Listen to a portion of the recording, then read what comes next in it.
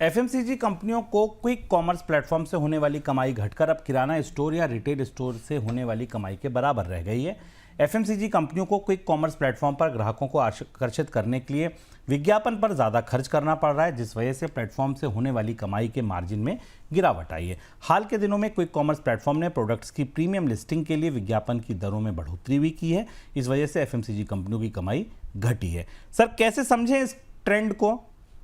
पूरा quick commerce ऐसा लग रहा है जैसे कि रह रह के कुछ जैसे कि एक कोई मूर्ति हो ना, उसका हिस्सा टूट टूट कर गिरता दिखाई दे।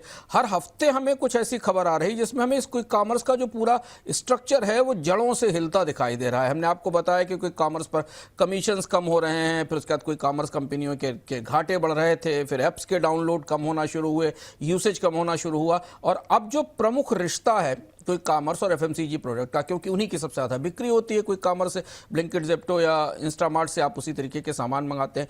क्विक कॉमर्स कंपनियों ने इतना कैश बर्न कर दिया है। याद कीजिए वो बोनस पॉइंट जिस पर हमने आपको विस्तार से बताया था कि क्विक कॉमर्स कंपनियों पर में कैश बर्न की क्या हालत है। उसे देखते हुए अब कंपनियां हर तरह से अपनी लागत बचाने की और बेहतर रिटर्न लाने की कोशिश कर रही हैं।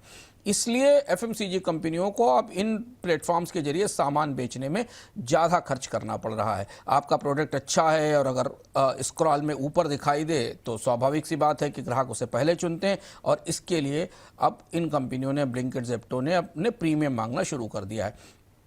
इस वजह से अब लगभग वैसी स्थिति हो गई है एफएमसीजी कंपनियों के प्रोडक्ट्स के पर रिटर्न की, जो उन्हें किराना का जो पुराना नेटवर्क था, जो कि ऑफलाइन नेटवर्क था, वहाँ की बिक्री से मिलते थे। ये बड़ा महत्वपूर्ण टर्निंग पॉइंट साबित हो सकता है, क्योंकि अगर कंपनियाँ ये प्रोग्रेसिवली एफएमसीजी कंपनियाँ क्विक कॉमर्स को ये कमीशन या अलग से मिलने वाले पैसे नहीं देंगी, तो क्विक कॉमर्स कंपनियों के लिए आगे सस्टेन करना मुश्किल हो जाएगा। तो अगला एक साल क्विक कॉमर्स के भारत में इस क्रांति के लिए काफ़ी महत्वपूर्ण होने वाला है। और क्या इसके बाद चीज़ें वापस लौटेंगी और ऑफलाइन के ऊपर आएंगी, ये भी देखना महत्वपूर्ण होगा, क्योंकि ऐसा कभी हुआ नहीं है। लेकिन 3 अलग अलग फैक्टर से हमें क्विक कॉमर्स पर गहरा दबाव या क्विक कॉमर्स के लिए बड़ी चुनौती बनती दिख रही है।